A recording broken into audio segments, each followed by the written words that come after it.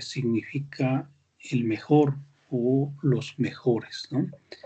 Entonces, lo que vemos es que en este caso, Homero en la Ilíada nos presenta diversas maneras de efectuarse lo que sería la aristía, ¿no? O sea, la condición de ser el mejor.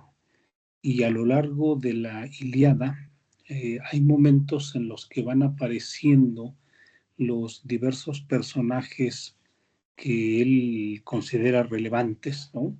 Y nos va describiendo como las características a partir de la narración de la guerra de Troya, de cada uno de estos aristos. Y por supuesto, ya en su momento hemos revisado las características de la aristía, por ejemplo, de Agamenón, que es el comandante en jefe, el líder de todos los ejércitos que fueron a la guerra de Troya. Y entonces vemos cómo Agamenón es un individuo que por un lado posee la polis más rica, ¿no? Es de alguna manera un individuo que tiene la posibilidad de comandar a los ejércitos griegos en virtud precisamente de su riqueza y por supuesto de la cantidad de hombres armados que tiene, que en el caso de ser desafiado por alguna de las polis griegas, inevitablemente conllevaría a la guerra, ¿no? Interna propiamente entre los griegos. Por eso todos de alguna forma se integran a ese ejército y entonces Homero nos propone una visión de esa aristía de Agamenón y luego a lo largo de los demás cantos hemos podido revisar, por ejemplo, los rasgos de la aristía de Aquiles, los rasgos de la aristía de Diomedes, del propio Ulises, ¿no? Y en este caso, en el canto 17, lo que veíamos era que hay unos rasgos de la aristía de Menelao. Recordemos que Menelao es el esposo de Helena y que precisamente a partir del rapto, ¿no?, que se efectúa en función del enamoramiento, por supuesto que le da ahí una relevancia a el dios Eros, ¿no? Es el esposo que fue burlado, es el esposo que fue despojado de la esposa por Paris o por Alejandro, dependiendo la, la manera en que se prefiera nombrarlo. Y a partir de ahí veíamos en la sesión anterior cómo pues tiene unos rasgos muy peculiares la aristía de Menelao, es decir, Menelao es también uno de los integrantes de los aristos griegos y entonces se muestra con mucha claridad, ¿no?, que cuando él participa en los diversos pasajes de la Ilíada, pues va dando de alguna manera muestras de lo que lo singularizan, ¿no?, o lo caracterizan como un Aristos, que no es el mismo personaje que Aquiles, que no tiene, por supuesto, las mismas características que un Héctor o que un Agamenón o que un Ulises. Entonces, un poco lo que estuvimos haciendo en esa sesión fue rastrear, analizar, discutir, ¿no?, dialogar en torno a esta figura tan importante en la trama de la Ilíada. Y a partir de ahí, por supuesto, quedaron algunos temas pendientes que me parece son significativos. Yo propuse para esta sesión la posibilidad de revisar, por un lado, la importancia de la institución del matrimonio. Fue uno de los últimos temas que revisábamos en la sesión anterior y a partir de ahí pues quedó como una posibilidad. Porque es muy importante la figura, ¿no?, institucional del matrimonio. O sea, recordemos un poco lo que se comentó en esa sesión, que los estudiosos de la civilización griega señalan, ¿no?, que hay un punto anterior a la civilización micénica de la que nos está hablando Homero, ¿no?, y que denominan la civilización minoica. Y la civilización minoica, que es más o menos una civilización que datan desde el 3500 antes de Cristo hasta el 1500 antes de nuestra era, ¿no?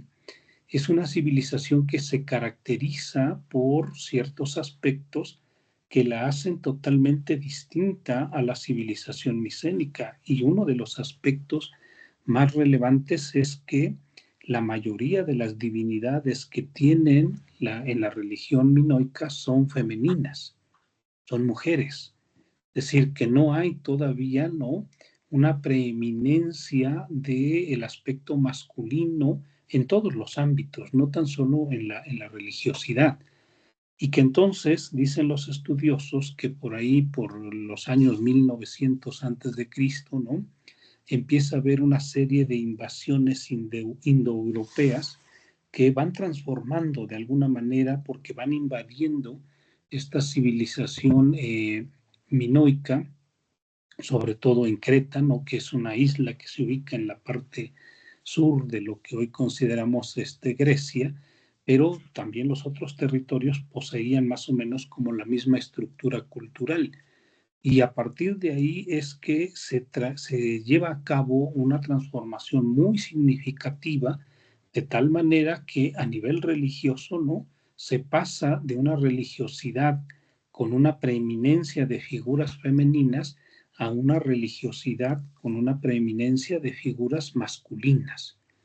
Y esto es algo que, por ejemplo, en el texto que nos recordaba el doctor Noé, pues nos decía con mucha claridad que uno de los estudiosos que hemos estado revisando a lo largo del seminario pues es Bernardo Soubirón, en un texto muy interesante, muy lúcido y muy agradable al momento de leerse, que es precisamente Hijos de Homero. Está en el grupo, por si lo quieren revisar, sobre todo la compañera Monse y la compañera Paulette, para más o menos entender un poco esta transición.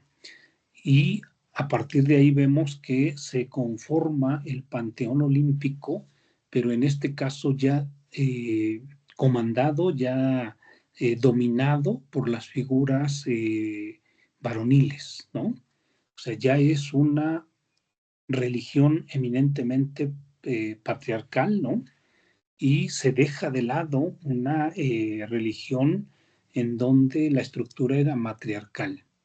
Y Bernardo Subirón, en ese texto que nos recordaba Noé, pues nos señala exactamente que entre el pasaje preciso que nos decía que pudiésemos revisar es que a nivel de la naturaleza no podemos entender bajo ninguna circunstancia el por qué la mujer ha sido relegada a una condición secundaria respecto a todos los ámbitos de la vida social. O sea, no tan solo es que las divinidades femeninas ahora son simples consortes o ahora son, por supuesto, auxiliares respecto a las figuras masculinas, sino que también en el ámbito ya más cercano de la vida propia de las colectividades, pues la mujer es relegada, ¿no? Es como la esposa que está siempre bajo la orden, bajo la autoridad del varón. Entonces, Bernardo Subirón nos dirá con mucha claridad que eso es una cuestión cultural, o sea, que eso no se puede explicar bajo ninguna circunstancia, ¿no?, a nivel de un hecho natural. Y por eso yo proponía que, tomando en consideración que el matrimonio de Menelao y de Helena es uno de los elementos fundamentales para que se lleve a cabo la guerra de Troya, ¿no? Proponía que hiciéramos un análisis en función precisamente de la importancia de esta institución, que es propiamente la institución del matrimonio.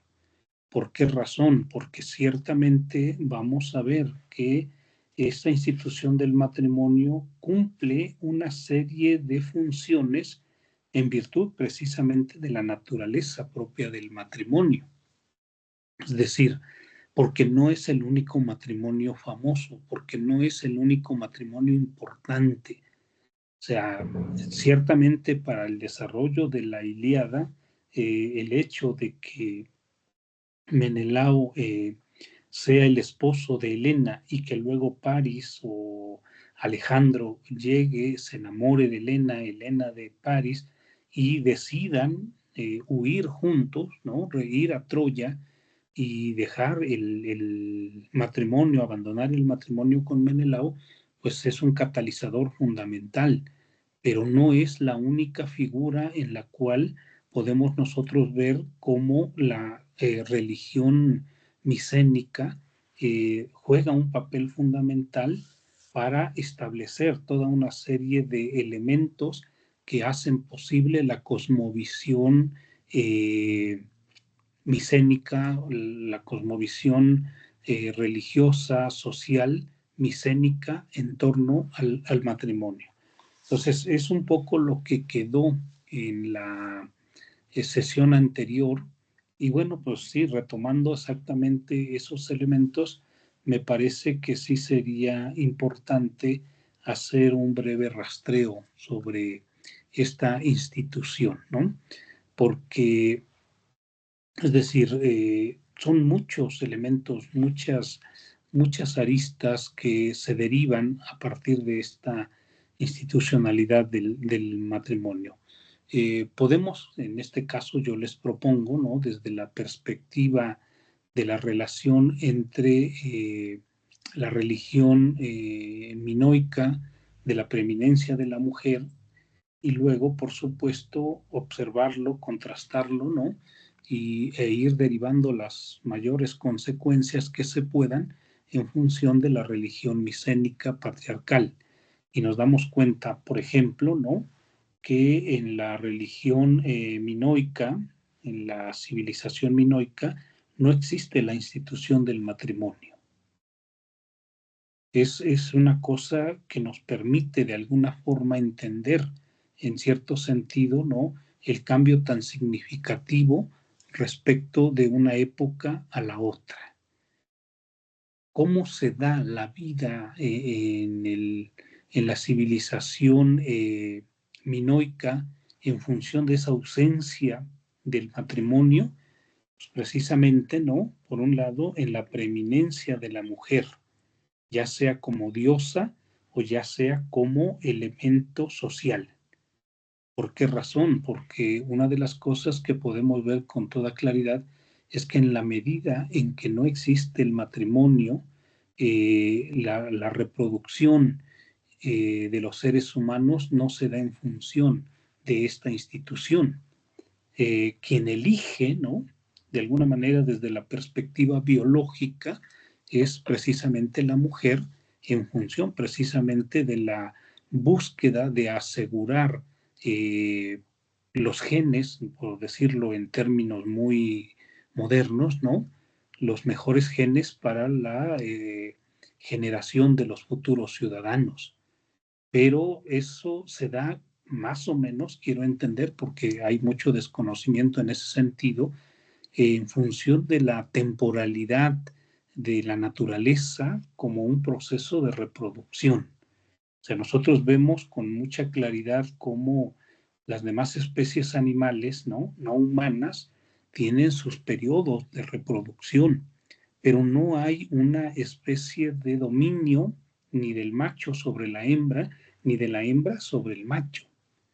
En realidad es como una relación temporal que permite ciertamente el aseguramiento de la especie, pero que al mismo tiempo entonces no conlleva esa relación que posteriormente se va a hacer posible, ¿no? De una sola pareja, sobre todo desde la perspectiva del dominio masculino, y por supuesto eso deriva en una serie de consecuencias sumamente interesantes. ¿Cuándo se inventa el matrimonio?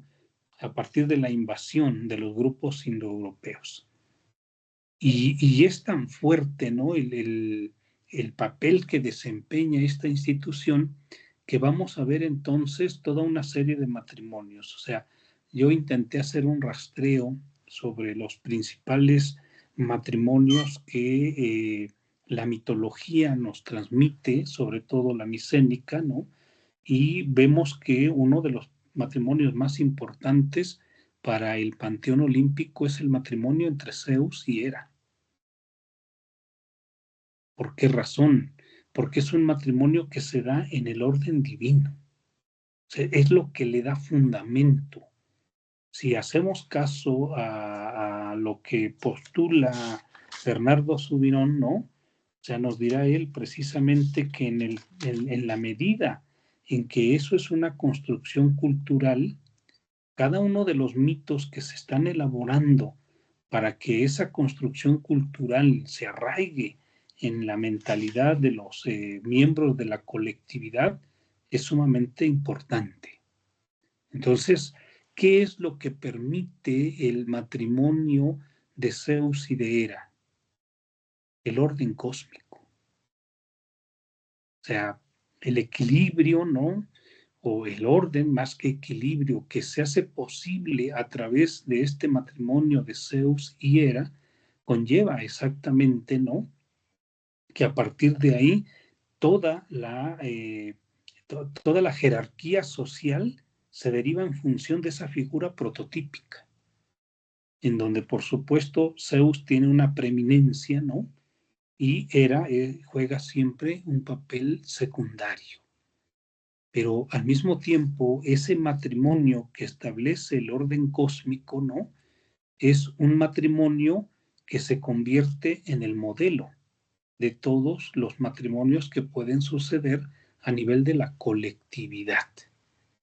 Y ya es jerárquico, pero además tiene un carácter sagrado. O sea, es una institución que ya no se puede tocar, es una institución que no se puede cuestionar. Es un poco lo que nos pasa, por ejemplo, con la idea de la pareja judeocristiana, ¿no? Pero sobre todo la cristiana, que tiene unas características muy específicas y que la institución religiosa siempre se encarga de estar como recalcando, en función precisamente de esa condición prototípica, en función de que es algo que deriva de la propia divinidad. Entonces es como el matrimonio fundamental. Ciertamente vemos una sucesión, o sea, si nosotros rastreamos más o menos como el devenir de los diversos momentos del orden olímpico, pues nos damos cuenta que en el origen es Gea. O sea, la diosa como en una especie de rememoración, ¿no? De la importancia de lo femenino en el orden del cosmos, en el origen está Gea.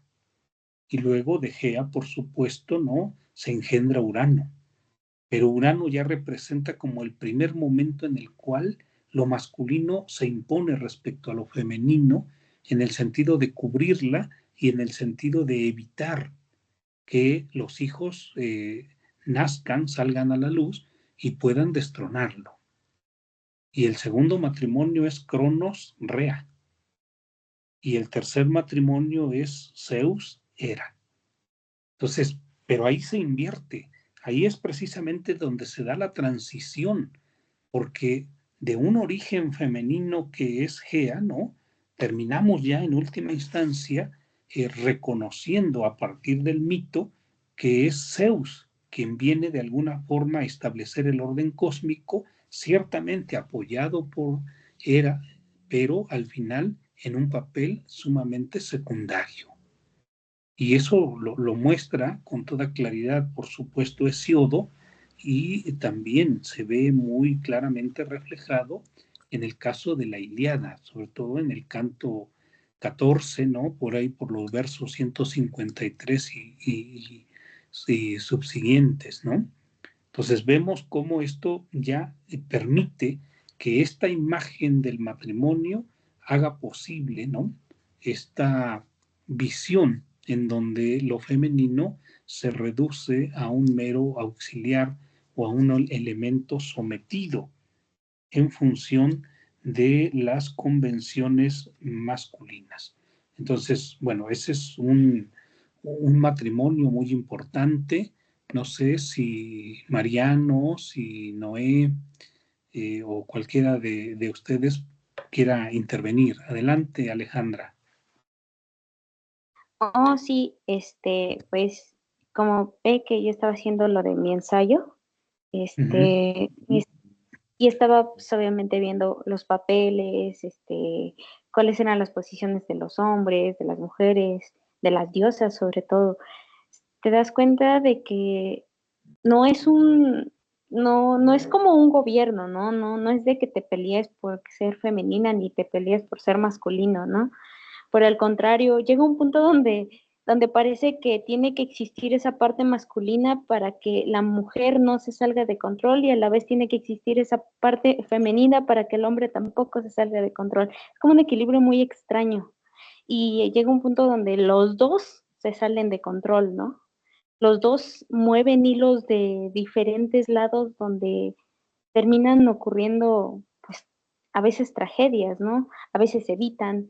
O sea, es como un rol de ir y venir, ir y venir. Este, también que tal vez, no sé cómo podría decir esto, pero cada uno tiene su forma de pelear en la vida, ¿no? Como bien vemos, el hombre pues siempre se ha distinguido por medio de la fuerza, ¿no? Pero pues también ahí tenemos ese aspecto de Paris, ¿no? De decir, pues sí, es un hombre, ¿no? Pero es cobarde, ¿no? Es esa parte de restringir eso, eso que tiene como ser humano. Y de la mujer, a pesar de que muchos personajes como Criseida, Ujú. llegan a ser recatadas, también nos damos cuenta de que las mujeres siempre esperan como que el momento adecuado para saber cuándo pelear, para saber cuándo meter las manos, ¿no? Entonces, o sea, poderes entre un género y otro no hay. Siempre se va a llevar de la mano tanto a uno como a otro y siempre detrás de una decisión hay una mujer y detrás de otra hay un hombre. O sea, no es algo así como que yo soy mejor o tú eres mejor que yo, ¿no? Creo que en eso me quedo. No, claro, pero eso no quita una cierta preeminencia de lo masculino respecto a lo femenino. De hecho, es una de las tesis de Bernardo Subirón que a mí me parece muy correcta. ¿Por qué razón? Porque eso nos permite entender desde esta tradición griega, ¿no? El hecho de haber en algún momento llevado a cabo una transformación en donde la mujer, ciertamente con su participación, con sus intervenciones, pero siempre desempeñando un papel secundario. O sea, lo veíamos en el canto decimocuarto, ¿no? En el canto decimoquinto, cuando Zeus impone que ninguno de los dioses pueden intervenir, y hay un pasaje muy claro en donde manda a una diosa que es su heraldo, ahorita se me va el nombre, ¿no? Eh, y le dice muy claramente, dile a Hera y a Atenea que si se atreven a romper con mis órdenes, van a ser castigadas de tal manera que van a hacer sentir la fuerza de mi poder. O sea, eso señala exactamente, ¿no? Una preeminencia de los dioses masculinos respecto a las diosas femeninas. Entonces, la imagen que se está creando es, como dice Soubirón, ¿no? Es una imagen cultural en donde inevitablemente la mujer es relegada. O sea, es algo que podríamos de alguna manera, ¿no?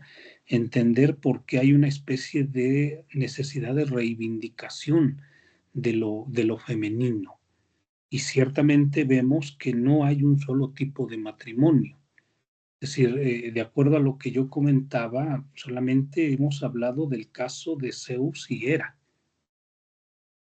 pero no es el único matrimonio así como significativo. O sea, tenemos el caso de los padres de Aquiles, ¿no? Que es Peleo y Tetis. Y ahí sucede una cosa extraordinaria. O sea, por un lado es Peleo, que es un mortal, y Tetis, que es una diosa inmortal.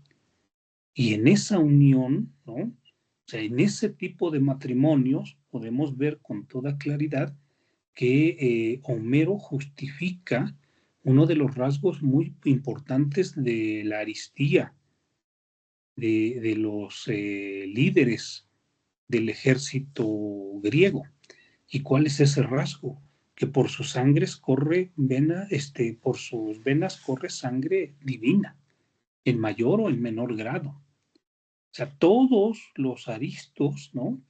Aquiles, Agamenón, Menelao, Ulises, Diomedes, Patroclo, en menor o en mayor grado, tienen un vínculo con la divinidad.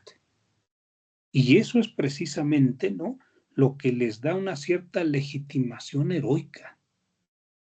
O sea, no hay gente que no tenga vínculo con la divinidad que pueda ser un Aristos. Es como un viejo truco, ¿no? Que se va a reiterar después de muchas maneras, en el sentido de que por mi sangre corre elementos divinos. Entonces, en ese matrimonio, ¿no? De Peleo y Tetis, que es muy distinto al matrimonio de Zeus y Hera, vemos en este caso, ¿no?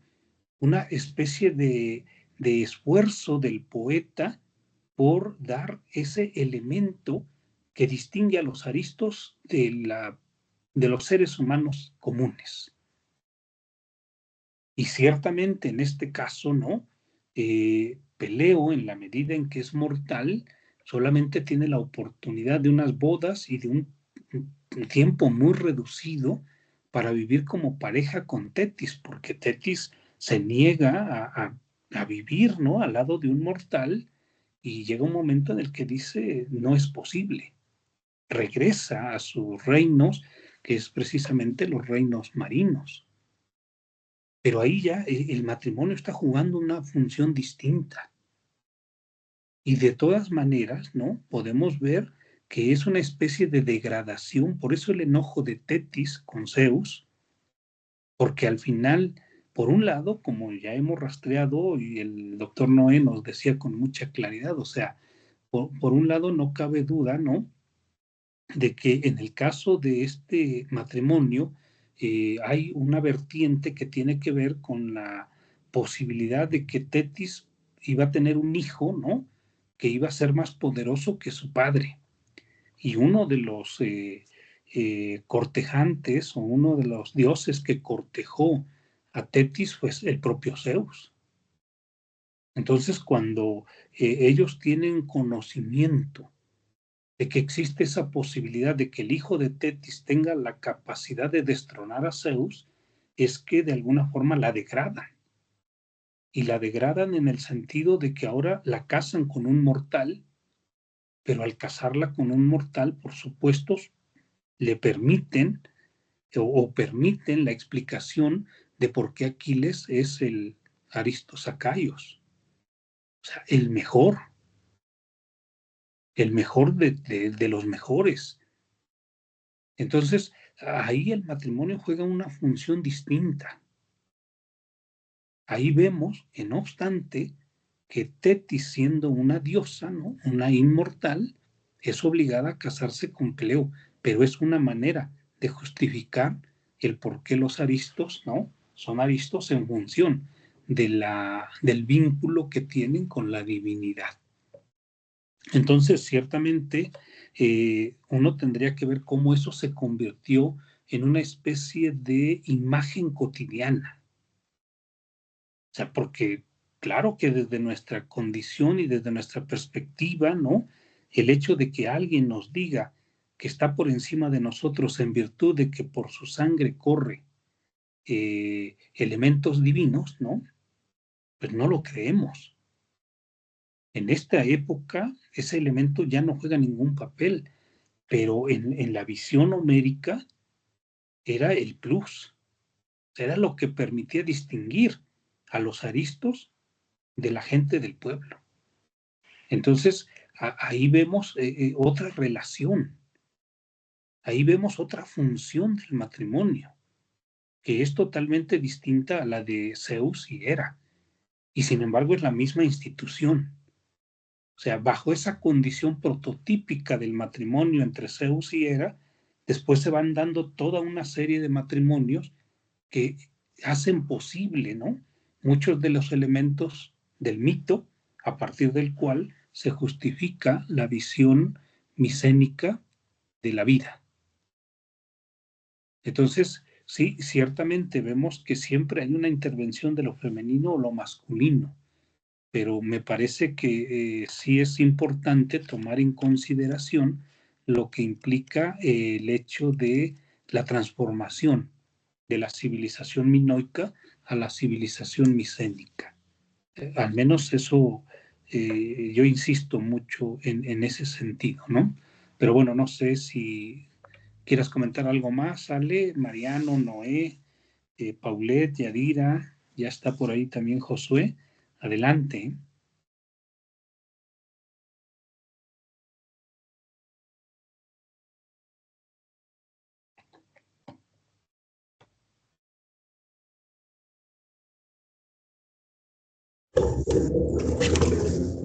Bueno, hola, buenas noches a todos. No sé cómo me escuchen, Oscar.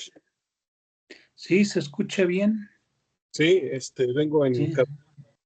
A ver, me hiciste recordar con esto que se comenta sobre la imagen del matrimonio, que es uno de de la unión de distintas fuerzas, ¿no? Tal vez podremos decir contrarias, complementarias, pero a final de cuentas esta dialéctica entre uno y otro están presentes de una u otra manera en el nivel mítico y de allí pasamos al nivel simbólico y al nivel cotidiano, ¿no? Para preservar de cierta manera, pues, un orden social, un orden en torno al cual se puede constituir una nueva posibilidad para la sociedad, ¿no? Y en ese sentido recordaba yo la teogonía de Hesiodo, tomando en consideración esta propuesta que haces de las imágenes del matrimonio. Y allí el primer renglón de la teogonía dice, en un principio fue el caos, ¿no? En un principio fue el caos.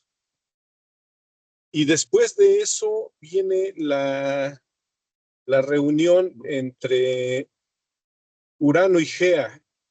Acá es Urano y Gea.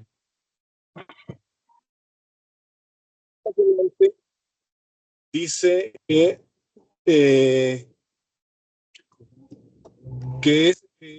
Gea reúne a sus hijos, a los titanes, les dice que Urano, les dice más o menos así, quiero darles la queja de que su padre me hace bullying, ¿no? Me hace mucha violencia.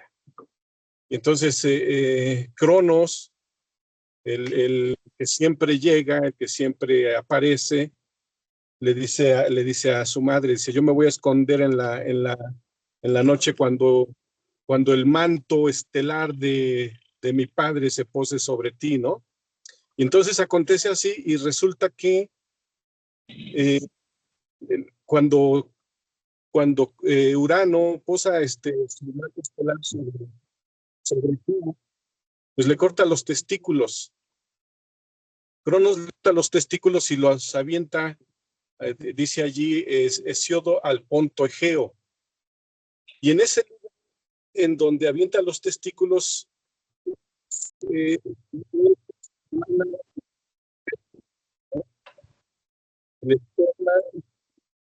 y a partir de ese lugar, de esa unión entre el esperma y el lugar, nace Afrodita, ¿no?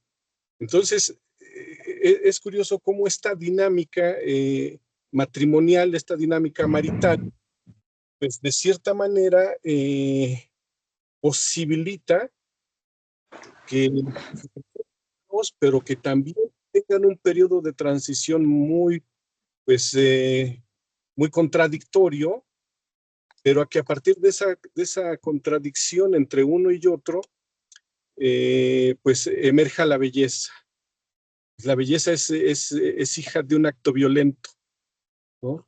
O sea, la diosa de la belleza que surge como consecuencia de esta confrontación entre la fuerza masculina y la fuerza femenina, ¿sí? Da como resultado, por medio de uno de los hijos, del tiempo, que la belleza como que recuerde que siempre va a estar después de un acto violento. Me hiciste recordar esto a partir de lo que propones y bueno, pues estaría esto que se planteó la semana pasada, la relación de Penélope con Odiseo, ¿no? También sería bastante interesante de Claro. tener. Ahora, pues tengo las manos ocupadas aquí en el volante y mis notas las dejé en casa. Desgraciadamente no pudimos llegar a tiempo, pero pues aquí estamos escuchándolos con mucho gusto. Ese sería mi aporte. Gracias. Sí, gracias. No, de hecho, supongo que pues da para muchos si rastreamos esa relación, ¿no? Por un lado entre la violencia y la belleza, pero al final no olvidemos que en este caso quien castra a Urano es Cronos y es una relación masculino-masculino, ciertamente instigados por Gea, que al final es el aspecto femenino. Digo, daría para una buena investigación. No obstante, ahora yo quisiera centrarme más bien en la institución del matrimonio a partir precisamente de esta imagen de Menelao y de Helena, porque si rastreamos el matrimonio Zeus-Hera, es una relación divino-divino. Si rastreamos el matrimonio de Peleo y Tetis, es una relación de humano-divino. El varón es humano, ¿no? Y la mujer es divina. Pero en el caso del matrimonio de Menelao y Helena, es una relación humano-humano. Aunque ciertamente, ¿no? Helena es hija de Zeus, pero extrañamente no porta ni mucho menos hereda en sus hijos, ¿no? Porque, bueno, en realidad Menelao y Helena solamente tienen una hija, ¿no? Hermione, pero no hay como una especie de desarrollo mitológico en torno a los hijos de este matrimonio. Pero no obstante que es un matrimonio humano-humano, es un matrimonio sumamente significativo en el caso de la Ilíada. ¿Por qué razón? Porque como comentábamos hace un momento, ¿no? Por un lado, es un matrimonio que genera la unidad griega. Y es un poco lo que comentaba en la sesión anterior. O sea, es tan importante la figura de Helena a partir de dos elementos que a mí me parecen fundamentales. Uno, su vínculo con Zeus. O sea, es hija de Zeus, ¿no? Y otro, por supuesto, su capacidad, su belleza, que es capaz de atraer a todos los aristos en posibilidad de casarse de las polis griegas o de la mayoría de ellas, de los reinos griegos. Y en ese sentido entonces genera unidad. O sea, la unidad en cierto sentido de los griegos depende de este mito, depende de esta figura, por dos lados. Por un lado, en el mismo matrimonio, o sea, en el mismo hecho de ser pretendientes de, porque de ahí surge el juramento, de que todos se comprometen a respetar quién va a ser el elegido para entregarle a Helena, pero también todos se comprometen a defenderlo en caso de que sea de alguna forma violentado en función de su matrimonio con Helena, que es lo que pasa con París. Es un mito muy poderoso, es una figura sumamente poderosa. O sea, su rapto, ¿no? Justifica la guerra de Troya. En ese sentido vemos entonces cómo ese matrimonio, por un lado, unifica a casi la totalidad de los reinos griegos micénicos, y por el otro lado, por supuesto, justifica la guerra, que desde cierta perspectiva es el triunfo de la visión micénica respecto a otras posibilidades de cultura como es Troya. O sea, hay elementos que se comparten, hay ciertos rasgos que en última instancia comparten en función de la aristía, pero hay cosas que no cuadran. Y por lo tanto, en la medida en que la guerra es ganada por los griegos, su mentalidad triunfa. Y ahí habría que preguntarse, o sea, estaba revisando un texto que se llama así precisamente El mito de Helena, ahora no recuerdo el autor, ¿no? Pero que habla precisamente de que ya había una especie de reconocimiento divino de Helena en la propia civilización minoica. O sea, Helena ya era una figura importante en la civilización minoica, pero no poseía los rasgos de la Helena micénica.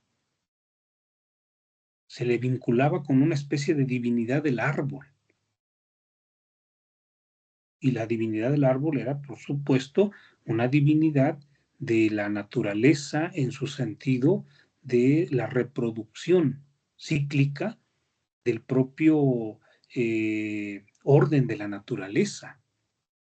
Pero hay todo un ejercicio de transformación de esa imagen de la Helena minoica, ¿no?, a la Helena micénica, que ya la convierte, por supuesto, en una mujer sometida a un hombre, y después en la mujer infiel, y después, por supuesto, en la causante de la guerra de Troya.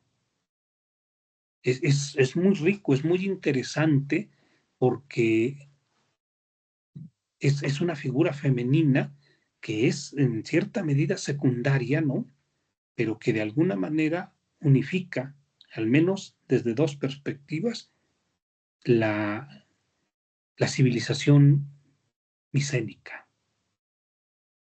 Y ese es un tipo de matrimonio distinto. Es un matrimonio en donde la infidelidad ocurre, pero ocurre desde la perspectiva femenina, porque la infidelidad masculina está justificada desde el propio matrimonio de Zeus y Hera. O sea, de hecho, Hera es la última esposa de Zeus.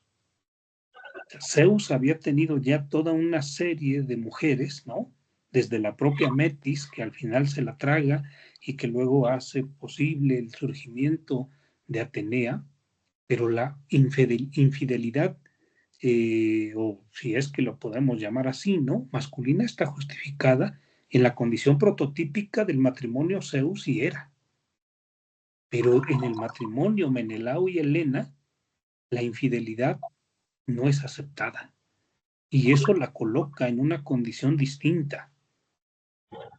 ¿Por qué razón? Pues porque, por supuesto, ¿no?, de ahí se deriva la guerra de Troya. Entonces, es muy interesante, y a mí me gustaría que pudiéramos un poco profundizar en todas estas implicaciones, porque ciertamente, ¿no?, tienen características muy distintas.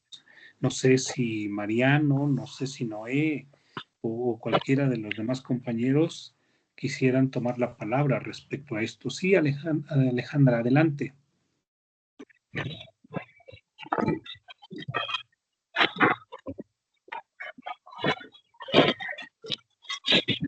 Me respondió a mi comentario. Ahorita que estaba haciendo memoria, el libro que mandó el doctor Noé está muy bueno, el de Henry Robin, algo así.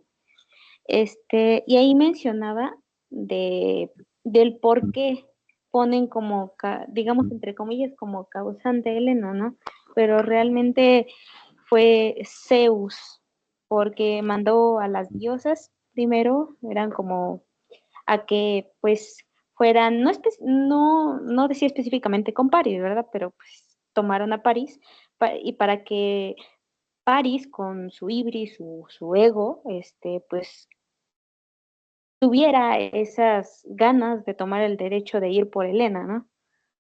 Entonces, eso también me hace pensar con lo que me comenta de que también el hombre ejerce su fuerza para obtener algo, pues que solamente fue prometido, ¿no? Más no tiene que ser una realidad.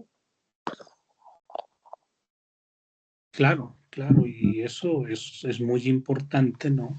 Porque a partir de ahí entonces tendríamos que rastrear también ese otro elemento que es la intervención de Zeus. Ya Noé nos decía en la ocasión pasada que también hay una posible explicación mitológica respecto a la guerra de Troya que sería anterior a la manzana de la discordia y que sería de alguna forma motivada por Gea en el sentido de experimentar una especie de cansancio de la cantidad de seres humanos que estaba soportando y de ahí se derivaría pues otra explicación.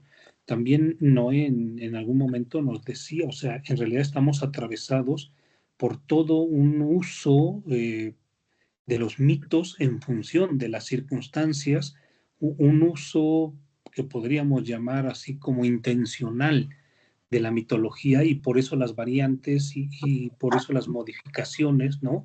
Respecto a la circunstancia histórica en la cual se está replanteando el mito. Pero ahí vemos, en ese caso, ¿no?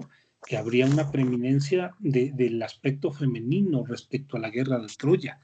Y como tú recuerdas, si lo remitimos a Zeus a partir de la manzana de la discordia, entonces habría una preeminencia de lo masculino.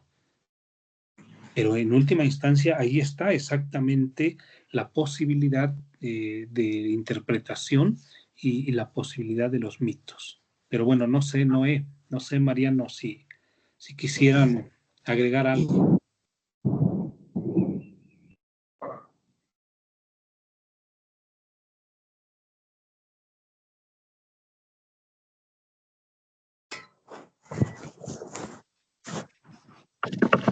Sí, vamos a tratar de tomar un poco la pregunta que has planteado acerca de ese traspaso de una civilización o de la civilización minoica a la civilización micénica y resaltar sobre todo los postulados de Subirón acerca de imaginar una sociedad matriarcal.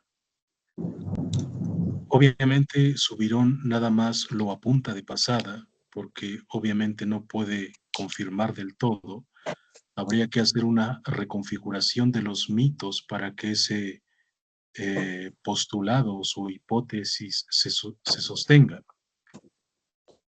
Para nosotros, en la época en la que vivimos, nada más escuchamos el término matriarcado y parece que consiste en darle una vuelta radical a eso que se considera como patriarcado. Y eso es lo difícil, según recordabas hace un momento. Utilizamos los mitos específicamente de manera sesgada muchas veces para beneficiar en las suposiciones que ya tenemos de nuestras interpretaciones.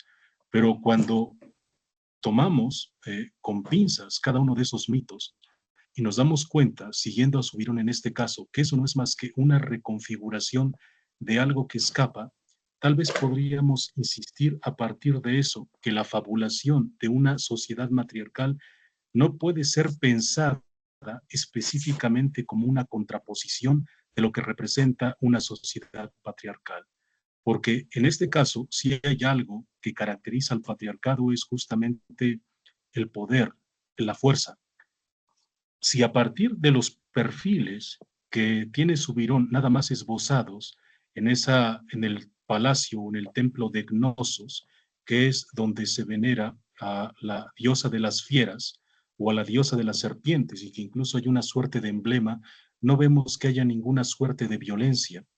Y en ese sentido, la manifestación de lo masculino no está excluido, sino que está integrado.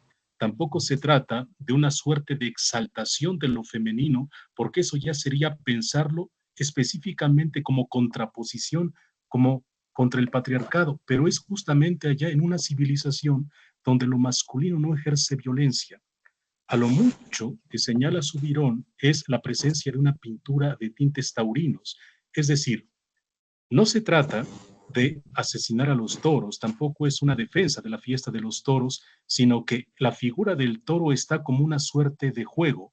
Hay un hombre que está brincando sobre toros y entonces no se trata de ejercer violencia sobre la animalidad, sino una representación de cómo lo animal se integra dentro de lo humano y en esa integración se produce el juego. Entonces no hay guerra, seguramente hay competición, pero se trata de una competición prácticamente distinta, porque no hay violencia, porque no se trata de una lucha o de establecer una preeminencia entre un sexo y otro. Entonces, esa es una de las, no debilidades, sino que hace falta una precisión en el planteamiento de Bernardo Subirón y que por otra parte, en un texto alternativo, el propio García Calvo pone en entredicho esto que menciona Subirón, no citándolo obviamente, sino simplemente diciendo que postular una figura matriarcal por oposición a una figura, a una sociedad patriarcal es prácticamente equivocado, porque muchas veces se cae en ese gesto de colocar la violencia en manos de ellas y eso es equivocado. El poder en manos de ellas, eso es equivocado, porque eso sería tanto como hacer pasar a las mujeres por hombres y en ese sentido no se abole la violencia, sino que simplemente se cambia de mano y entonces la figura de lo masculino en tanto violento ya no es que se elimine, sino que simplemente cambia de mano. Ejemplos de esto, que tampoco hay mucho material, pero que ya en alguna otra de las sesiones ha salido a relucir, es el caso de las Amazonas, por ejemplo. El caso de las Amazonas, que se trata de un grupo, una tribu, hasta donde sabemos, donde no elegían, y el mito obviamente allá tampoco está bastante perfilado, sino que debemos retomar muchos elementos de diversas partes, y yo no sé si la interpretación que hagamos a continuación pueda funcionar para tratar de entender eso, pero en todo caso están excluidos los hombres, y si una vez deciden tener un intercambio sexual con uno es justamente por el intento de preservar a la tribu misma, pero con la condición de que nazca una mujer, porque si nace un niño en ese sentido se le sacrifica. Entonces se utilizan a los hombres nada más como instrumentos. Eh, Sería muy difícil considerar que en eso consiste una suerte de matriarcado o tratar de considerar que eso es lo que está presente en el Palacio de Gnosos, la figura de un matriarcado por contraposición a elementos masculinos nos resulta prácticamente, no voy a decir que impensable, porque esa es una de las consideraciones que hace García Calvo, pero cuando me encuentro con este texto de Subirón, Hijos de Homero, da la posibilidad de pensar una civilización distinta, donde no haya una suerte de violencia. Pero justamente una civilización sin violencia es pues es que no hay ninguna suerte de registro. Hay allá un ejemplo, la misma pregunta, si no me equivoco, en una conferencia que hacía, la fragilidad de la memoria, es un ciclo de conferencias que hace Subirón, y había un planteamiento donde se señalaba el descubrimiento, por ejemplo, en el Palacio de Gnosos, eh, mm, eh, de descubrir, por ejemplo, armas, cuchillos, hachas, y dice, es que hay un error. Los descubridores, los antropólogos, o no recuerdo ahora el término técnico que utilizan estos que se dedican, arqueólogos, adjudican ese descubrimiento al Palacio de Gnosos, pero es que están confundiendo los lugares. Más aún, cuando uno utiliza un cuchillo, no necesariamente lo hace para ejercer violencia. Es decir, Subirón señala lo siguiente: yo en mi casa tengo cuchillos, pero el hecho de que yo tenga cuchillos no significa que los utilice para matar personas. Entonces, a partir de un equívoco de interpretación, se llega a decir que puede que esa civilización que él ha apuntado como matriarcal esté utilizando también la violencia. Y eso es un equívoco. Pensar el matriarcado lejos o desprovisto de estos elementos del patriarcado que tenemos, no es que se nos antoje imposible, sino que prácticamente tendríamos que fabular, quizá casi imaginarlo como una suerte de paraíso. Y eso es algo que se atisba justamente en las pinturas del Palacio de Gnosos, insisto, con esa representación de un juego con los toros que no desemboca en una corrida de toros. No se trata de sacrificar al animal, sino de jugar con él. Y por otra parte está la pintura del príncipe de los lirios, es decir, una imagen prácticamente desconcertante, mientras en la civilización micénica encontramos trastos que representan siempre una alusión a la figura de la guerra, encontramos a el guerrero por todas partes en los trastos. En la civilización minoica o en este palacio de Gnosos nos encontramos con el príncipe de los lirios, un hombre que está justamente representado o adornado con muchas flores, que los trastos que encontramos allá no tienen ninguna alusión a la guerra. Hay alusiones a figuras, a peces, animales acuáticos, y entonces eso no es más que una suerte de la punta del iceberg de lo que puede representar una civilización ajena a este modelo patriarcal. No está suprimida la masculinidad, sino que está integrada, y lo femenino no se presenta de ninguna manera como fuerza o como violencia, sino que hay un elemento en donde conviven ambos.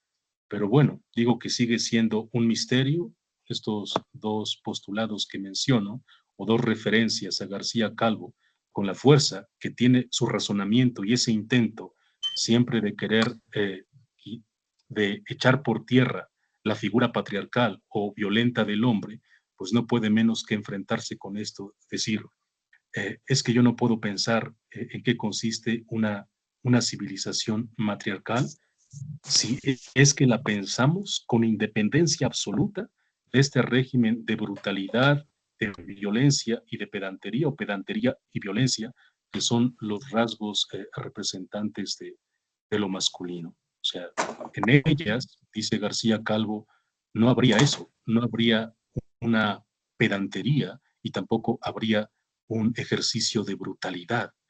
Entonces, una sociedad donde no haya fuerza brutal y donde no haya pedantería, pues para nosotros todavía resulta un poco imaginable. Digo que tal vez lo más cercano sea una figura de paraíso, pero un paraíso donde no haya un Dios que lo haya creado a la manera de un jardín. Entonces, bueno, esto es lo que se me ocurría a partir de ese señalamiento que haces, y obviamente tal vez muchos hilos se pueden desprender de esto, incluso para contradecirlo, obviamente. Bueno, ahí dejo la participación.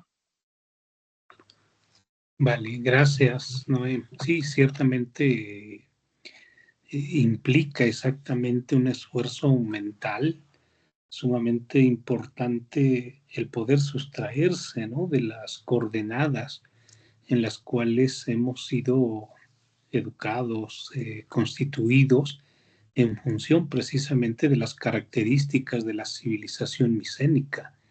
Y es muy lúcido lo que comentas respecto a, no tiene ningún sentido trasladar las características de la civilización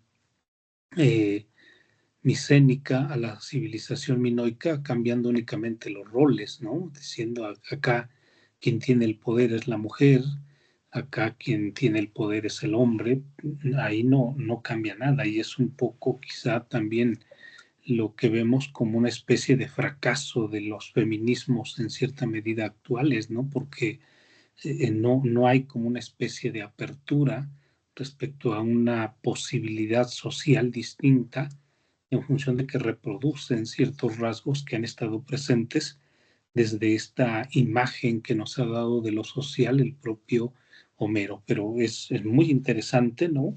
Sin embargo, como dices, pues ciertamente nos faltan elementos y al mismo tiempo quizá nuestra mentalidad está tan conformada de acuerdo a los parámetros de una civilización patriarcal que nos cuesta muchísimo salir de eso, ¿no? Pero bueno, retomando entonces un poco la cuestión de los matrimonios, otro de los matrimonios sumamente importantes en el imaginario mítico de la civilización micénica es el de Agamenón y Clitemnestra, que es un matrimonio también, ¿no? A nivel de humano-humano, pero que en este caso se vincula, por un lado, ¿no? Con un ejercicio de poder ya eminentemente patriarcal, ¿no? Porque a partir precisamente de este matrimonio entre Agamenón y Clitemnestra se da la alianza entre la poderosísima Micenas, ¿no? Y por otra parte, por supuesto, la no menos poderosa Esparta. Entonces, cuando en su momento Agamenón es nombrado el rey de reyes, es precisamente en función de las riquezas y de la cantidad de guerreros que puede poner en la guerra. Y ciertamente si uno rastrea este matrimonio, ¿no? A partir del propio Homero, ya sea en la Odisea o ya sea en la Ilíada, y luego con los trágicos, pues tiene unas características totalmente distintas, porque ahí sí vemos exactamente, ¿no? El papel de la mujer queriendo asumir los valores y los elementos de lo masculino, porque es Clitemnestra quien al retorno de Agamenón lo va a asesinar y va a querer imponer un nuevo rey, ¿no? En su nuevo matrimonio, y entonces a partir de ahí se deriva un ciclo de tragedia sumamente importante. Pero esto es también, o sea, como así como Homero nos plantea diversidad de formas de efectuar la aristía al interior de esta visión, de igual manera me parece que nos plantea diversas formas de efectuar el matrimonio y de utilizar el matrimonio, porque aquí es evidente, se trata de una alianza que hace posible que Agamenón, a partir de su poder y de su riqueza, se coloque por encima de los demás reinos. Entonces, en el caso de Menelao y de Helena, vemos que a partir de ese matrimonio se da la unidad de los reinos aqueos, de los reinos micénicos. Pero a partir del matrimonio de Agamenón y de Clitemnestra, ¿no? Lo que vemos es que en este caso se da la superioridad de Agamenón respecto a los demás reinos. Ciertamente, Esparta es un reino que le es otorgado a Helena y que en ese sentido, con su matrimonio efectuado con Menelao, permite que Menelao sea rey. Por eso quizá en algún momento en los cantos anteriores yo insistía en cuáles eran las razones por qué Menelao quería recuperar a Helena. Y por un lado, sin duda alguna, tiene que ver con el vínculo en el sentido de la divinidad. Recordemos que el matrimonio de Menelao y Helena le permite a Menelao el acceso a los campos elíseos, en cuanto que yerno de Zeus. Pero por el otro lado, le permite, sin duda alguna, ¿no?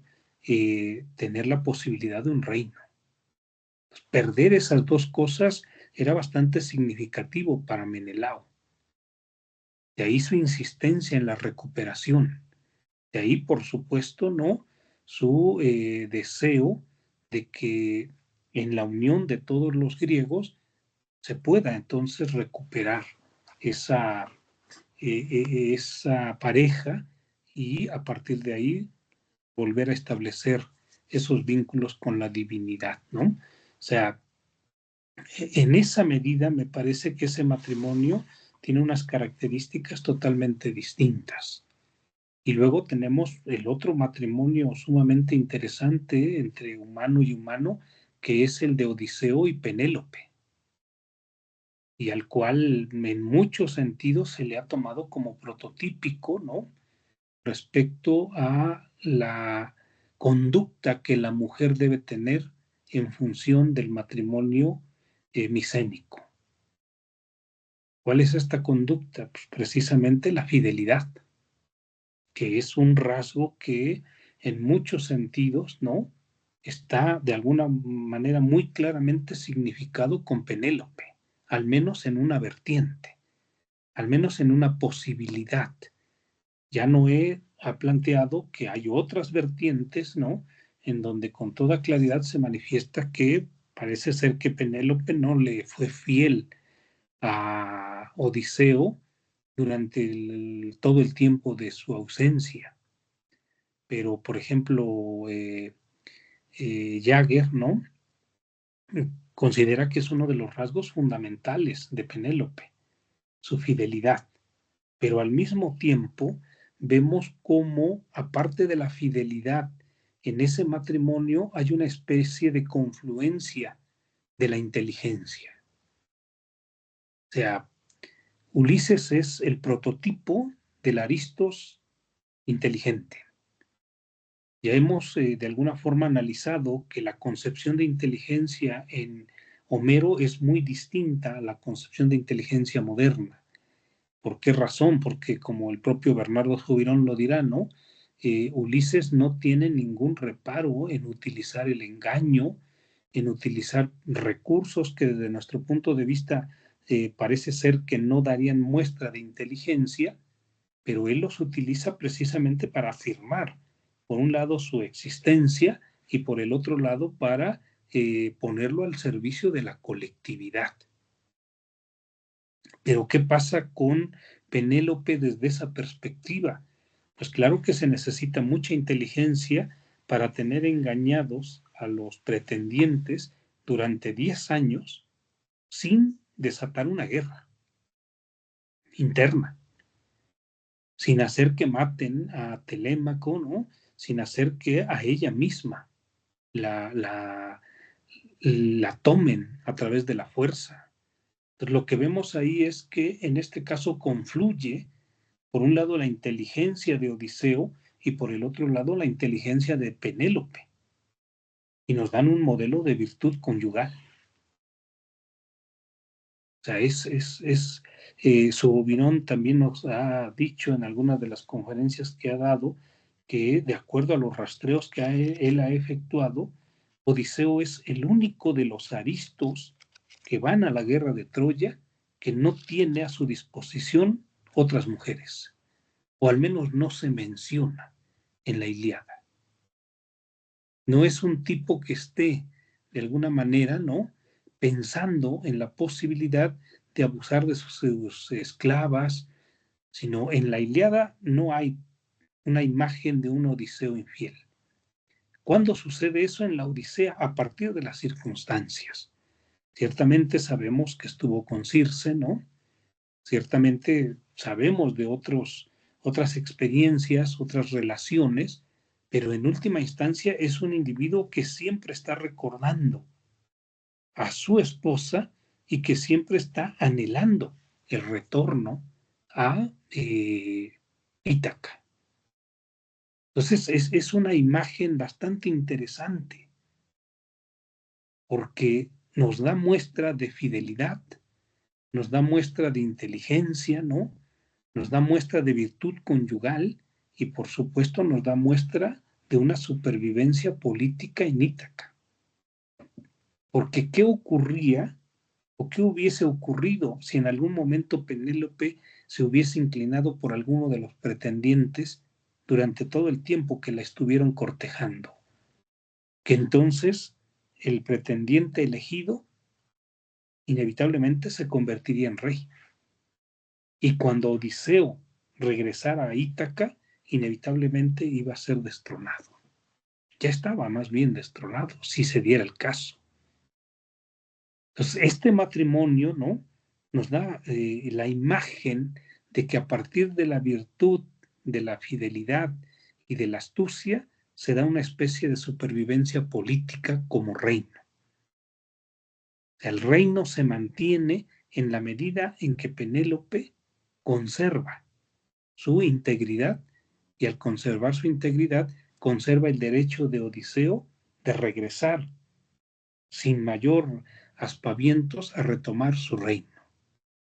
Lo que no sucede en el matrimonio de Agamenón y Clitemnestra, porque ahí sí ha sido destronado. Entonces, es otra imagen de matrimonio. O sea, si Hesíodo tiene un texto que se llama así el catálogo de las mujeres, ¿no? Si pensáramos la posibilidad de un catálogo de los matrimonios, pues claro que este tiene unas características totalmente distintas, ¿no? Y es parte, por supuesto, de la convivencia colectiva. Es parte de la imagen de mundo que tiene la civilización micénica. Y hay otros matrimonios que son sumamente importantes. Roberto Calasso, ¿no?, ha escrito un texto que se llama así, Las bodas de Cadmo y Armonía, que son también un matrimonio sumamente interesante, porque en ese caso también es la relación de lo humano con lo divino. O sea, Cadmo es un ser humano, un héroe fenicio, ¿no? Y Armonía, por supuesto, es una diosa griega. ¿Y qué significa entonces este matrimonio? Tiene dos polos bastante interesantes. El primero de ellos es que permite la fundación de una de las ciudades más importantes, que es la ciudad de Tebas. Pero por otro lado, por supuesto, ¿no?, permite una especie de explicación de lo que sería una fusión cultural entre dos formas de ver la vida. O sea, Cadmo, en el sentido de ser fenicio, por supuesto, tiene una cultura distinta, ¿no?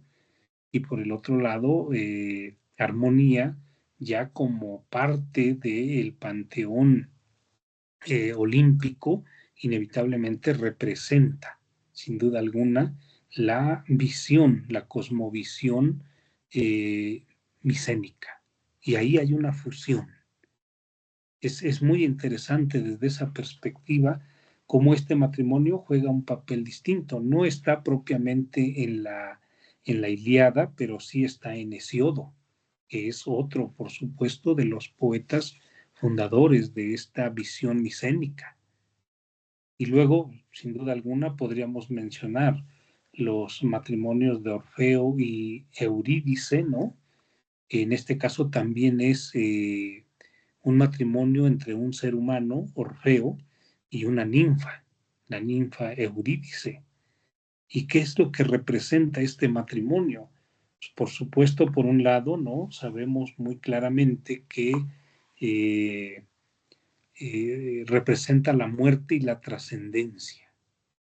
¿Por qué razón? Porque ciertamente Orfeo, cuando Eurídice permite esa unión, permite al mismo tiempo, ¿no?, que Orfeo en algún momento pueda ir al reino de Hades y a partir de ahí, por supuesto, ¿no?, plantea un ejercicio de trascendencia sumamente interesante. O sea, Orfeo en ese sentido es como uno de los primeros prototipos de la posibilidad de morir antes de morir, un poco lo que va a desarrollar Peter Kingsley, ¿no?, en este texto de En los oscuros lugares del saber. ¿En qué sentido? Pues en el sentido de que la transformación vinculada con la trascendencia, vinculada con el misterio, conlleva una necesidad de muerte antes de la muerte, lo cual implica un cambio, lo cual implica inevitablemente una transformación del modo en el cual habitamos el mundo, y que es un elemento que en la historia de la filosofía y sobre todo en la ética es fundamental. O sea, se supone que en cierta medida la filosofía nos ayuda a efectuar ese ejercicio de muerte anterior a la muerte, una muerte a una forma de vida, una muerte a un modo de habitar el mundo y una especie de renacimiento ya transformado. Por eso la cuestión mistérica, ¿no?, que tiene que ver exactamente con esa posibilidad de una transformación profunda. Es muy interesante desde esa perspectiva porque podemos ver aquí, ¿no?, que se trata de un elemento que también es fundamental en el caso de la civilización occidental. Entonces, ese matrimonio cumple, si ustedes me permiten afirmarlo así, un papel totalmente distinto. Y luego tendríamos otros matrimonios sumamente interesantes, ¿no?, como el de Teseo e Hipólita, un poco lo que comentaba hace un momento Noé, en el sentido de la relación entre un humano y una amazona, porque Hipólita es una amazona, ¿no? ¿Y qué viene a simbolizar este mito, este matrimonio? Precisamente que hay la posibilidad de que en algún momento lo civilizado, que en este caso es Teseo, como miembro, por supuesto, de la civilización griega, pueda dominar, ¿no?, la condición salvaje de Hipólita. Entonces, sería como un ejercicio de civilización de lo femenino. Y a partir de ahí hay una especie como de control de aquello que en su momento quiere estar fuera de los márgenes de la civilización. Es muy interesante, ¿no?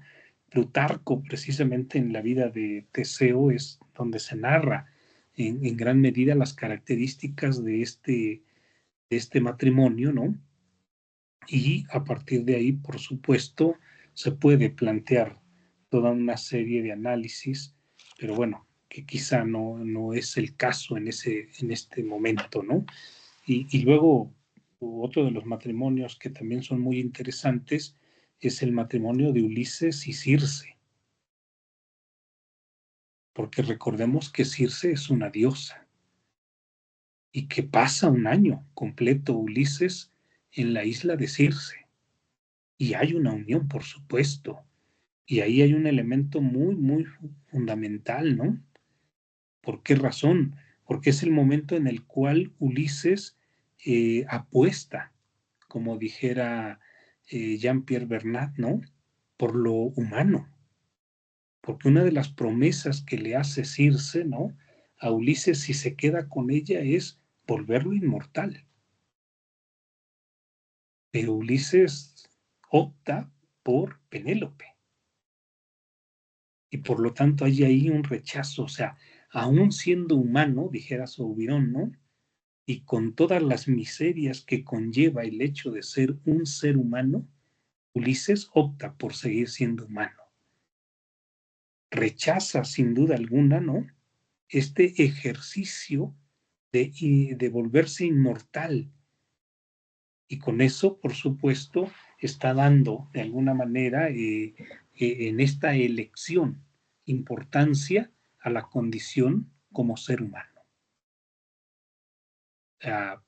Se puede entender, y digo, no es la única interpretación, pero sí hay un ejercicio de transformación y conocimiento sumamente interesante en ese sentido, porque Circe también es una de las diosas, ¿no?, que está lo más lejos de, incluso al interior de la misma cosmovisión griega, es de las diosas que están más apartadas de esa cosmovisión, y por lo tanto es un ejercicio también iniciático, ¿no?, y de adaptación cultural, dirán los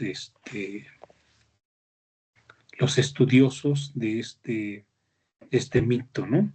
Y digo, por último, podemos de alguna manera señalar el mito de Egeo, o el matrimonio más bien de Egeo y Medea, que en ese sentido también es una especie de matrimonio humano divino, pero que en este caso, ¿no?, hay como una especie de fracaso. ¿Por qué razón? Porque de pronto, sin duda alguna, Medea, al representar la parte más lejana de las relaciones entre Grecia y otras civilizaciones, ¿no?, parece ser que ahí hay un rechazo de todo lo que representa Medea como un símbolo de la extranjera, como un símbolo de lo mistérico, como un símbolo de una condición femenina bastante inaceptable desde la perspectiva griega. Recordemos que Medea es uno de los personajes fundamentales del viaje de los argonautas y representa desde ese viaje, ¿no?, elementos sumamente negativos. O sea, al enamorarse de Jasón, que es el comandante de la nave de los argonautas, ¿no?, va realizando una serie de actos que desde la perspectiva griega son sumamente cuestionables, como cuáles, como el hecho de, enamorándose de Jasón, crear todas las condiciones, por un lado, para el robo del vellocino de oro, ¿no?, y por el otro lado, para causar la muerte de su padre. Si eso no fuera suficiente en el trayecto, cuando son perseguidos por los colquidios, ¿no?, Medea también permite y contribuye a la muerte de su hermano. Y en otro momento, ¿no?, va a ser capaz de matar a sus hijos, y así toda una serie de elementos que desde esa perspectiva parecen ser sumamente negativos. Entonces, en este caso, ¿no?, cuando se efectúa el matrimonio entre Medea y Egeo, inevitablemente se apunta hacia la posibilidad de una especie de peligro cuando los matrimonios suceden con mujeres ajenas a la propia civilización micénica, a la propia civilización griega, porque recordemos que el mito de los argonautas es anterior a la guerra de Troya, o al menos sus orígenes remiten a tiempos anteriores a la guerra de Troya, porque el propio Homero lo menciona como algo que había ocurrido en tiempos pretéritos. Y eso es muy importante porque de alguna manera ya viene a contribuir a la constitución del matrimonio como una institución inevitablemente micénica, ¿no? Y bueno, yo para cerrar este apartado, ¿no?, retomo un poco lo que dice Bernardo Subión en este texto de Hijos de Homero, en donde, a partir de este rastreo que hemos hecho de los diversos matrimonios, parece ser que en todos ellos, menos en el de Ulises y de Penélope, el amor está ausente. Es una cosa extraordinaria también, ¿no? O sea, el matrimonio se convirtió precisamente en una especie de institución creada para vincular a los aristos, para crear alianzas, pero en donde el amor brillaba por su ausencia. Solo en el caso de Odiseo y de Penélope hay una relación afectiva fuerte. En todos los demás es simple y sencillamente un contrato. Una institución que permite ya sea crear alianzas y enriquecer e incrementar el poder de los reinos, o en otro caso, ¿no? Permite la adquisición de riquezas, de estatus. Pero la mujer es casi moneda de cambio. La mujer es algo que se puede utilizar en virtud de la condición de la circunstancia histórica para ya sea crear guerras o para evitarlas. Y eso, digo, es bastante interesante porque también a partir de ahí pues nos podría de alguna forma permitir entender por qué Eros es un dios sumamente importante al final en la propia dinámica de la civilización micénica. O sea, porque es Eros quien permite la atracción entre Helena y Alejandro, pero está fuera del matrimonio. Y lo vemos, por ejemplo, en el caso de Jasón y Medea, ¿no? Que también es Eros quien juega un papel, pero no es un papel en el sentido de que permita un matrimonio estable, un matrimonio virtuoso, sino que más bien es como un elemento de discordia. Y eso a mí me resulta bastante sorprendente. O sea, cuando Eros interviene, inevitablemente altera los matrimonios, porque los matrimonios no se han efectuado a partir precisamente, ¿no?, de esta atracción. O sea, Subirón lo recalca con mucha claridad, ¿no? O sea, el matrimonio siempre estuvo en función de necesidades sociales y nada tuvo que ver con sentimientos. En última instancia es una cuestión de estatus, pero la mujer siempre es moneda de cambio. No sé, bueno, Noé, si quisieras agregar algo, o las compañeras, si tuvieran alguna duda. David, por ahí, si nos escuchas.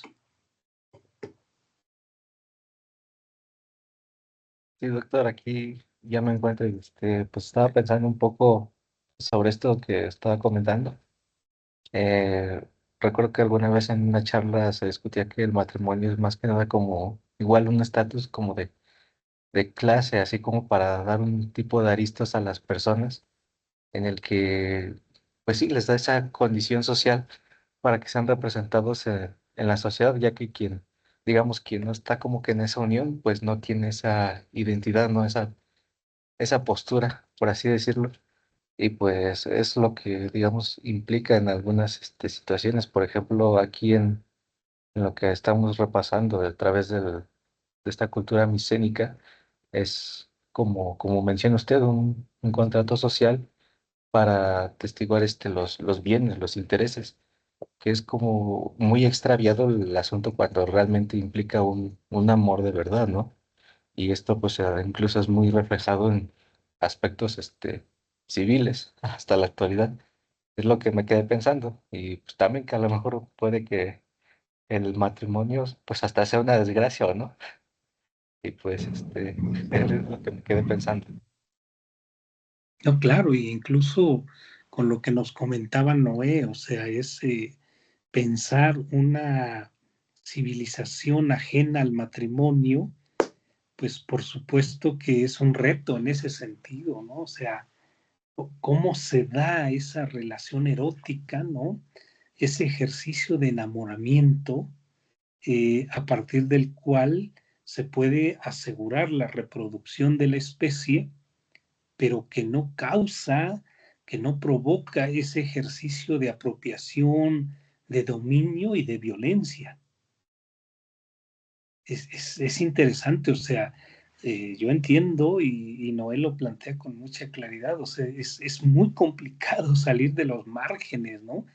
En los cuales hemos sido construidos a partir de los rasgos de la civilización micénica. Porque, es decir, imagínense, y bueno, no cuesta mucho entenderlo a partir de la propia Ilíada, que de pronto Helena es entregada a Menelao en función de una especie de ejercicio agonístico, ¿no? O sea, Helena es colocada como la mujer más bella y al mismo tiempo como el objeto deseado, pero que única y exclusivamente es entregada en matrimonio a partir, por supuesto, de un combate, de la naturaleza que haya sido, ¿no? Entre los pretendientes. Es meramente un trofeo. Juega un papel fundamental, sí, ciertamente, pero no hay, bajo ninguna situación, ¿no?, un posible respeto a sus sentimientos. Y no obstante, cuando veíamos ahí por el libro cuarto, el canto quinto, el canto sexto, ¿no? Cuando Príamo, el rey de Troya, ve a Helena, ¿no? Y ya está ocurriendo la guerra, puesto que ya lleva varios años, y le dice, pues tú no eres culpable, ¿no? Los culpables son los dioses. O sea, por un lado se reconoce la importancia de Eros, en el sentido de que es como algo que los seres humanos somos susceptibles de experimentar. Pero por el otro lado, inevitablemente, ¿no?, se entiende que el matrimonio no tiene nada que ver con sentimientos y con Eros. Pero Eros no deja de ser importante. Eros no deja de tener su significancia al interior de la civilización, solamente que no al interior del matrimonio. ¿Cómo se da eso? Y bueno, de ahí que quizá en su momento podamos hablar, ¿no?, de que este rasgo de la fidelidad que por un lado aparece cargado en la figura del matrimonio de Odiseo y de Penélope, solamente al lado femenino. Y que luego ya, por supuesto, con la civilización más avanzada, ¿no?, en el tiempo, por supuesto, con la aparición del cristianismo y todo eso, pues ya se intenta cargar hacia los dos lados, ¿no? O sea, la fidelidad del hombre y la fidelidad de la mujer. Pero al interior de la civilización micénica no hay posibilidad de eso, puesto que en realidad, ¿no?, la mujer sirve para, por un lado, crear alianzas y por el otro lado, asegurar la descendencia que será a su vez la heredera del trono y que cumple solamente esa función: dar hijos que sean los sucesores de los padres que son reyes. Y las mujeres, por supuesto, para tejer alianzas, para intercambiar bienes en función, por supuesto, del estatus.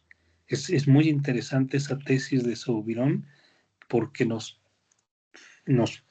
forza, ¿no?, a pensar, por supuesto, el papel al cual ha sido reducido el aspecto femenino en la civilización y, por supuesto, ya de manera más específica en la mujer.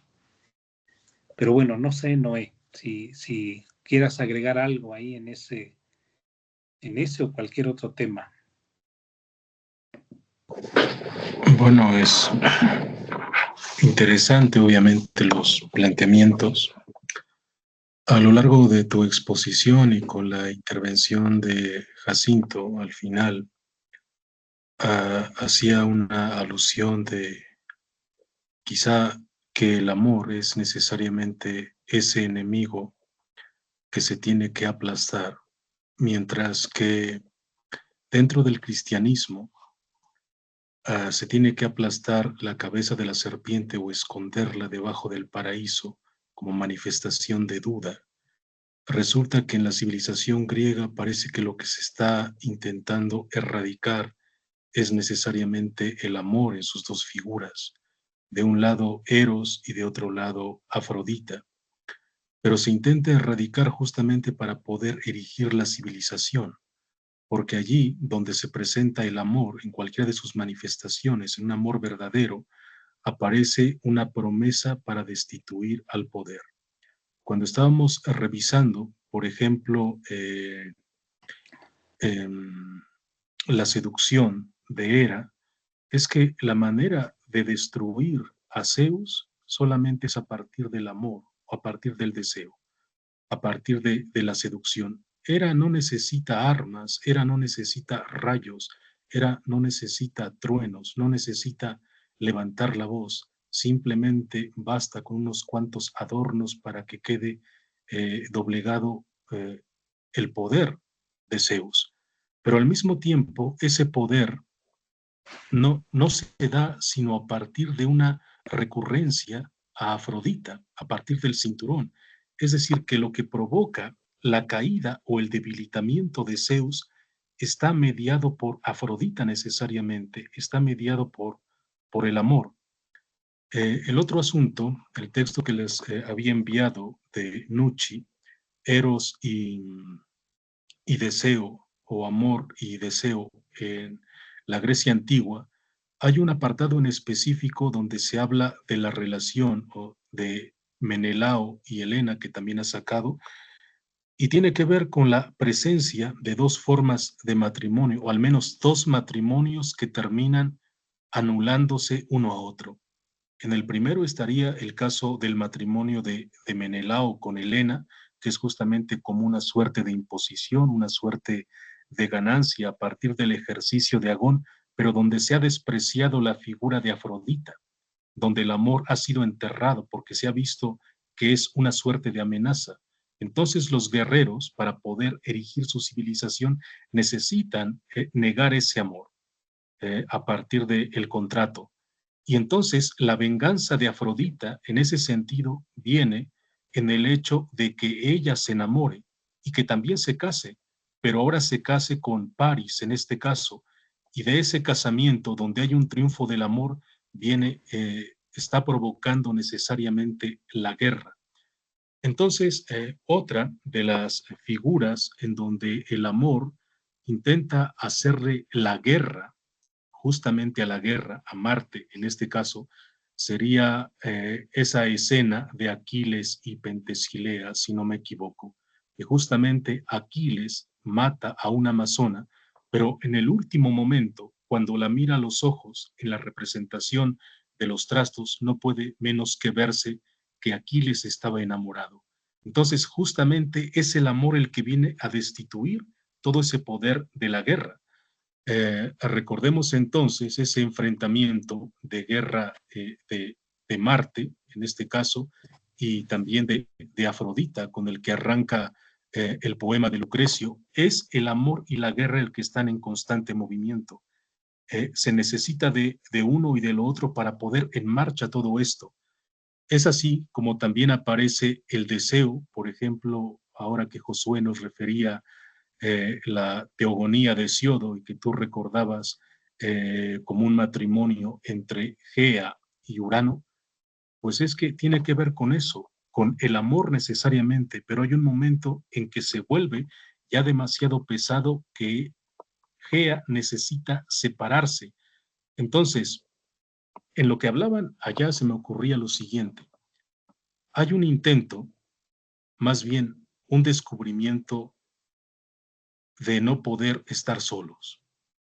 ¿Qué le costaba a Gea, por ejemplo, abstenerse de generar el cielo? ¿Qué le costaba a Agamenón no declararse o que no se le declarara como triunfador del certamen de conseguir Helena y que haya cedido Agamenón a Menelao. ¿Qué le costaba a Paris abstenerse de ese deseo? ¿Qué le costaba a Zeus no rendirse a los encantos de Hera mediados por Afrodita? Entonces allá aparece la última afirmación que hacía, es una de las últimas por esa recurrencia a Odiseo, es que por encima de todo o por debajo de todo no somos dioses. Somos humanos. Y en ese sentido, la negación de lo humano, por más drástica y por más trágica que sea la vida, parece que aceptamos elegir esta vida de sufrimiento porque en eso radica el encanto. La elección de Odiseo va como una suerte de herejía tremenda. Ella no quiere, Odiseo no quiere la inmortalidad que le ofrece Calipso, como lo mencionabas, porque justamente una vida humana es mucho más, no sé si placentera, y esa es la blasfemia radical de la Odisea, de no querer ser como un dios. En eso radica toda la razón de Ulises. Soy humano y como tal he de vivir, como tal tengo que morir. El hecho de querer convertirme en Dios significaría una necedad, por valernos del argumento de Blanco Regueira, recordando a Kierkegaard. La necedad consiste en querer ser lo que uno no es. Y en ese sentido, querer ser lo que uno no es querer ser inmortal, mientras que en el caso de Odiseo es aceptar esto, con todas las desventuras y con todas las tragedias, que a partir de ahí se perfile un intento de querer domesticar el sufrimiento es otra cosa. Pero bueno, eso por una parte, y obviamente da para mucho el planteamiento del matrimonio. No sé si no puse atención, pero tal vez te faltó mencionar el papel del matrimonio entre Héctor y Andrómaca, que tal vez daría para mucho también en ese sentido, y cómo es una de las figuras complementarias al matrimonio de Ulises y Penélope, van en la misma sintonía, son las dos figuras prototípicas, de un lado de la fidelidad y por otro lado de una dependencia o de una sumisión de la mujer al poder del hombre o en esta suerte, en este caso, a la guerra. Pero esos son todos prototipos masculinos que, siguiendo la tesis de Bernardo Subirón, tal vez fueron encargados para que Homero intentara crear una civilización nueva, porque la otra, la que está escondida, la que no podemos pensar, resultaba prácticamente insuficiente para los hombres, porque allí donde se presente el amor con toda su potencia es capaz de derrocar imperios en ese caso. Cuando aparece el amor es capaz de hacer desfallecer hasta aquellos que creen que son demasiado fuertes. El caso de Aquiles, no lo olvidemos, a pesar de no haberse casado con Briseida, fue debilitado en su ánimo simplemente porque le quitaron a la mujer. Y ahí cuando Homero hace la descripción, señala que la quería bastante bien, a pesar de no estar casados. O sea, que el matrimonio ni siquiera era una suerte de argumento. Al guerrero más fuerte se le ha domesticado o se le ha hecho venir abajo por la figura del amor de una mujer, en este caso, Briseida. El vencedor del certamen de belleza o de certamen de los guerreros para conseguir la belleza, en este caso Menelao, ha sido debilitado porque Helena se ha enamorado de otro, simplemente para rechazar el contrato donde se negaba el amor. Bueno, ya cité el caso de Zeus, que ha sido doblegado por los encantos de su esposa, sin necesidad de armas, simple sensualidad y el cinturón de Afrodita. Y bueno, podríamos repasar tal vez todos los casos que mencionaste, a ver si no hay por allá unas maneras de debilitar a la fortaleza de los hombres a partir de eso, a partir del amor. Ya que citaste a Peter Kingsley en el segundo tomo de, bueno, Realidad, que es la continuación de Los oscuros lugares del saber, creí leer alguna vez antes de que se publicara la versión en español, que no la he conseguido, pero hasta donde pude entender allí en su inglés, hay una crítica a la figura de Eros, porque desde esa lectura que está haciendo Peter Kingsley en ese libro de realidad, parece que el amor ha sido capaz de destruir muchas cosas. Bueno, nada más lo señalo por ahí. Gracias. Vale, muy interesante. Son puntos que por supuesto provocan la necesidad, ¿no? Nos incitan a la necesidad de seguir leyendo, seguir investigando. Yo les agradezco mucho la atención y la oportunidad de desarrollar algunas de las temáticas. Me quedó ahí en el tintero, ¿no? Otra temática que a mí me parece muy interesante en este canto 17º, que es el mito de los caballos de Aquiles, ¿no? Es maravilloso cómo en algún momento estos caballos pueden hablar, cómo en algún momento estos caballos pueden de alguna manera predecir ya el destino del propio Aquiles y de otros más. Y bueno, quizá a lo largo de las siguientes sesiones podamos por ahí tocar el tema. Pero pues bueno, el tiempo se nos ha agotado. Yo espero que haya sido productiva la sesión para llevarnos inquietudes y pues bueno, nos estaríamos viendo el próximo día. Yo quisiera preguntar, Ale, ¿tú tienes algún problema respecto a el horario y el día? Viernes.